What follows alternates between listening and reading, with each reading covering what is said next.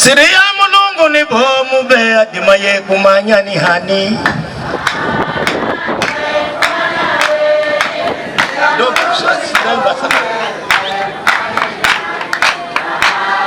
Dimaye kumanya siri ya Mulungu ni bomu yenye dimaye kumanya ni hani.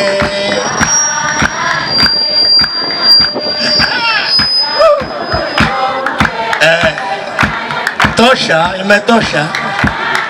Wanasema nafasi ni ndogo na leo ni mwisho wa mama na hatutamzika tena. Hii ndio shida hii. Wanasiasa wanapawa masaa 4, wahubiri wanapawa nusu saa. Very wrong. Mimi kwa majina naitwa Askofu Daktari Emmanuel Karisa.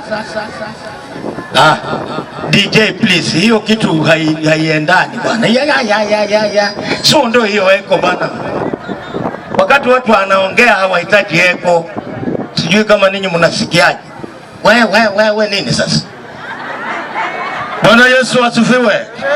Nimesema majina yangu naitwa Askofu Daktari Emmanuel Karisa. Wa dhehebu la Vision Harvesters Pentecostal Church International.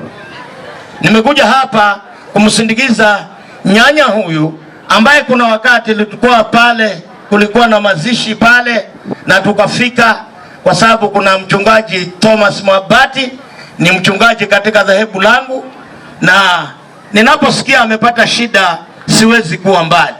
Hivi nimekatiza shughuli ya Nairobi, tulikuwa na graduation ya kutoa madigrii, nikamwambia mtu mwingine nisimamie, maana huku kuna kazi ambayo nisipoifanya sitaifanya tena.